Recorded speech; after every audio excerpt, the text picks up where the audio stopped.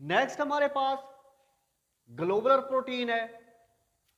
Globular protein हमने पीछे पढ़ ली थी, गोल शक्ल की प्रोटीन होती हैं। तो अगर हम इसकी शेप की बात करें तो दे आर स्फेरिकल और एलिप्सॉइडल इन शेप। अब स्फेरिकल और एलिप्सॉइडल में क्या फर्क होगा? स्फेरिकल हम कहते हैं गोल शाफ्ट को, अगर हम एलिप्सॉइडल की बात करें तो ये एग शेप आप इसको कह सकते हो कि जैसे अंडे की शक्ल होती है। तो ये प्रोटीन शेप के लिहाज से स्फेरिकल भी हो सकती है और एलिप्सॉइडल भी हो सकती है। अब ये कॉन्फ़िगरेशन हासिल करने के लिए multiple folding of polypeptide chain होती है। पॉलीपेप्टाइड चेन बहुत बार फोल्ड होंगी, मल्टीपल फोल्डिंग के जरिए बहुत ज्यादा फोल्ड होने की वजह से ये स्फेरिकल या एलिप्सॉइडल शेप बनाएगी। So due to multiple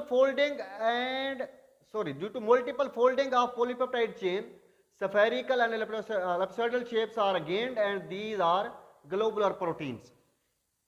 next हमारे पास स्ट्रक्चर की हम बात करते हैं। हमने पीछे पढ़ लिया था कि जब फोल्डिंग हो पॉलीपेप्टाइड चेन की और वो गोल शक्ल में आ जाए तो हम इसको कहते हैं tertiary structure. So tertiary structure is very important in the globular protein. इनमें टर्शियरी स्ट्रक्चर मौजूद होगी। अगर हम सॉल्युबिलिटी की बात करें तो they are soluble in aqueous medium. ये पानी के अंदर हल पजीर होती है। क्यों होती है हल पजीर?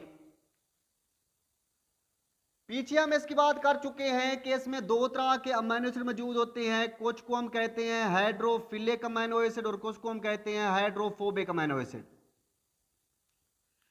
जो हाइड्रोफिलिक अमीनो एसिड हैं वो सरफेस पर मौजूद होते हैं और जो हाइड्रोफोबिक अमीनो एसिड हैं वो इनर साइड पर मौजूद होते हैं।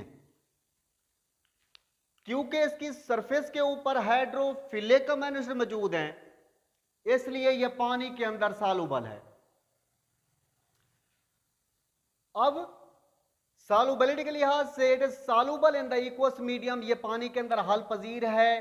तो जो चीज पानी के अंदर हल पजीर होगी, ये हम पीछे बात कर चुके हैं, वो क्रिस्टल फॉर्मेशन बनाएगी। क्रिस्टल्स बनाने का अमल भी इसमें होगा फिर। So they are crystalline in nature. ये क्रिस्टल भी बनाती है।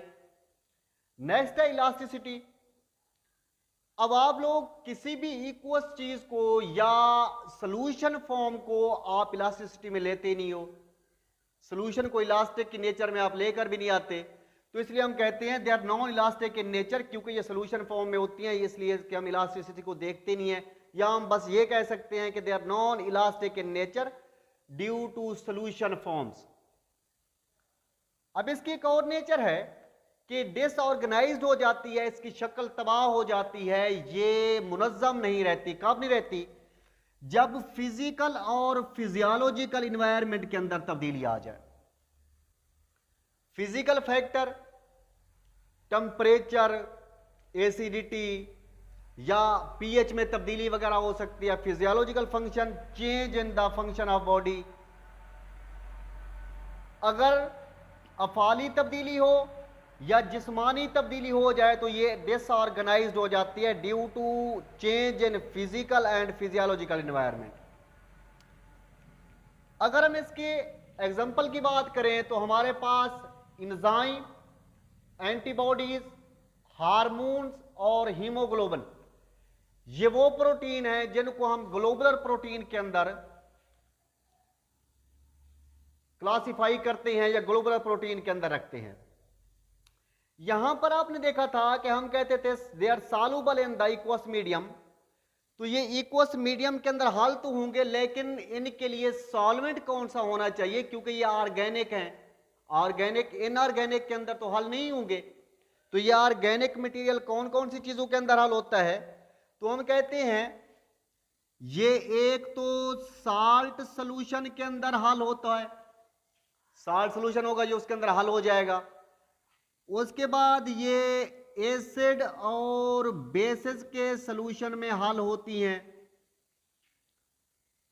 उसके बाद ये अल्कोहल के सॉल्यूशन के अंदर भी हल होती हैं। तो ये मैंने आपको कुछ बताए हैं सॉल्यूशन कि इनकी सॉल्युबिलिटी एक्वस मीडियम के अंदर इन सॉल्यूशन में हो सकती है, साल्ट सॉल्यूशन के अंदर, एसिड और बेसिस के सॉल्यूशन के अंदर या अल्कोहलिक सॉल्यूशन के अंदर। ये ग्लोबुलर प्रोटीन हल पजीर होती हैं, बाकी सॉल्यूशन में ये गैर हल पजीर होती हैं। उम्मीद करता हूँ आपको समझ आ गया होगा क्लासिफिकेशन ऑफ प्रोटीन। आसान सा टॉपिक था। तो नेक्स्ट फिर आगे वाले टॉपिक को डिस्कस करेंगे।